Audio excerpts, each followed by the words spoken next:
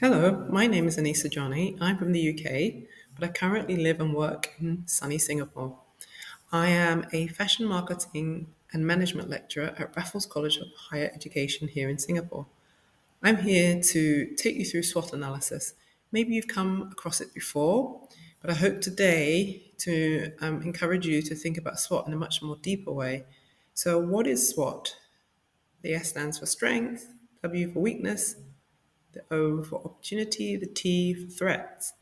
And SWOT is basically a micro environmental analysis tool, which means it's a fantastic framework which I got taught many years ago when I became a fashion buyer and I was working with Marks and Spencers. And it was essentially a tool to assess how the company is doing, what are the strengths and where are the areas the company has to develop. And it's such a great tool that people still use it today. So essentially, micro-environmental analysis means all the things the company can change, or influence rather, the target customer, product, price, place, promotion, which we call 4Ps, how it creates its stores, the stories it tells, the brand value, the products it offers its customers. All those things are within the power of the company to change. So that's the amazing thing about SWOT. So let's start with strengths. So I always encourage students to go a little bit deeper with their analysis and think in more detail. It always helps to sort of work with someone else and brainstorm if you get stuck. So with the 4Ps, what is your company excellent at in terms of its product? Has it got a wide range of product? Has it got some expertise? Fantastic manufacturing expertise in a specific area. For example, it may have an amazing range of footwear, unlike its competitors. When it comes to price, it's price affordable. That is a strength. When it comes to place, its distribution strategy. Is the store amazing in terms of design? Are there many stores? Is this brand available in many regions? If I was to buy online, will it basically deliver anywhere in the world? So I came across a brand the other day that delivers to 40 countries, which I think is amazing. So that is a strength. Then when it comes to its target market, it could be something about the target market that gives it a strength. Things like when target market absolutely love a brand, they'll follow them, they'll comment like on the social media. They might even have fan clubs. Great example is Harley Davidson has a fan club that people absolutely fall in love with the brand. Some of the luxury brands have kind of copycat Instagram accounts. It's not people pretending to be the brand, but instead people who just love the brand and want to talk about the brand. Those are all strengths. So you could do a bit more desk research to understand better. What is the company fantastic at? Maybe it's a heritage brand, it's been around a long time. Maybe it's got great brand value, something unique no one has thought about. Converse is a heritage brand in its own way, but it's not necessarily aspirational. Cool, young, fun. That's great brand value. Tom's shoes, if we're sticking to the same category, Tom's basically gives away a shoe for every shoe that's bought. So if anyone is really into social enterprises or giving back, it's a fantastic brand value to have.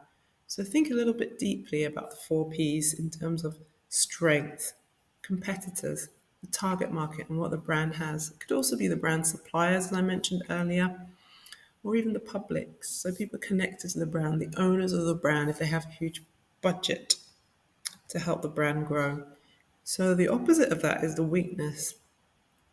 So look into your 4Ps again and see where there's a weakness. The brand may be failing somewhere in the product. Maybe it's about the quality. Maybe there's complaints about how quality's gone online.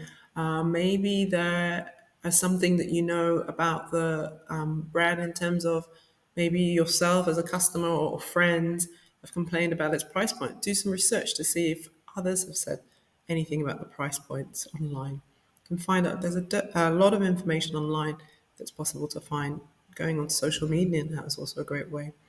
Something about its target market. Maybe the target market is aging. I mean, it's not a bad thing to age, but brands, fashion brands especially, need to bring in younger target market to keep the brand going.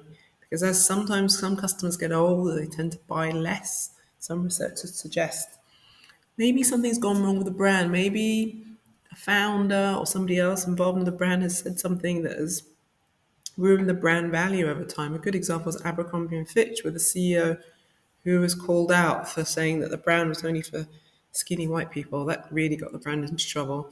Or Victoria's Secret, where the whole model angels and the fashion show with the fantastic $1 million bra, that whole sort of business model didn't resonate with Gen Z as much. So maybe there's something within the brand that is a weakness. It could be a supply chain issue. During COVID, many brands who are producing in Asia, especially those trying to transport goods back to America, I think it was via California, if I'm not wrong, kind of got stuck because a lot of their products were being disrupted, being brought into the US. In fact, it was happening all around the world.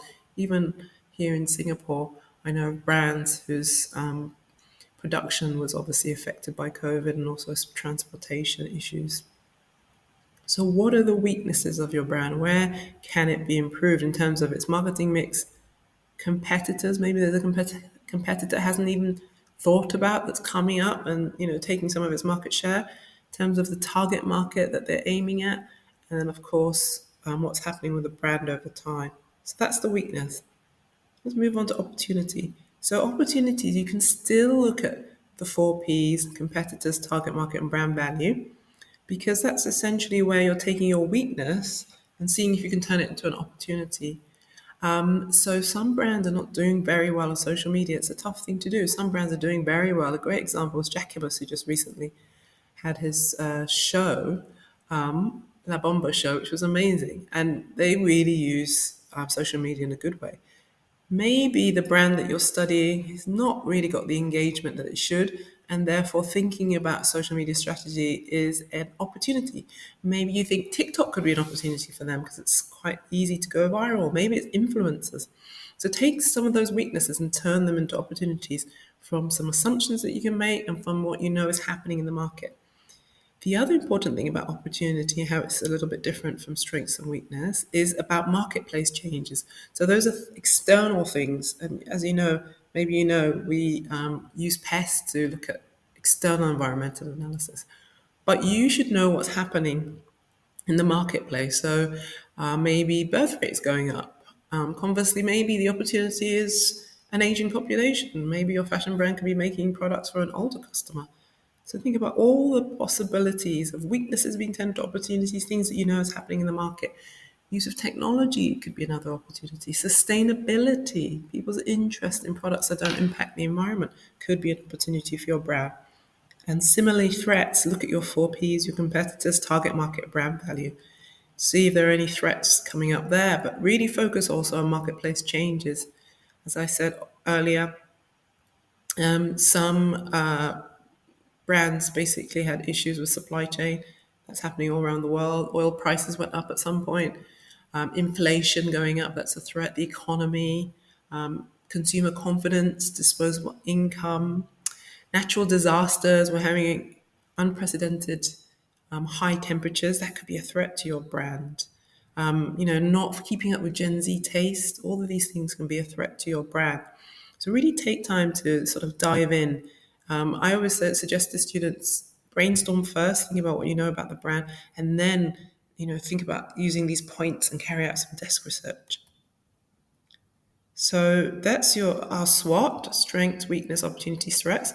Just a quick reminder, it is a micro environmental analysis. It's all the things that are within the power of the brand to change. Opportunities and threats can be those external issues, again, which is not strictly within the brand's power, but there's things that they could think about. So, for example, if you know the economy is bad, the brand might reduce for a while some prices or create a new range of much more affordable products. So there's lots of ways to use SWOT analysis in order to create successful strategy for your brand. So it's a fantastic tool. So as I said, my name is Anissa. Please follow me, Anissa Johnny. You can find me on Instagram, or Anissa@anissajohnny.com. You can send me an email. Really hope this has been useful. Do like, subscribe, and of course, leave comments below. Thank you.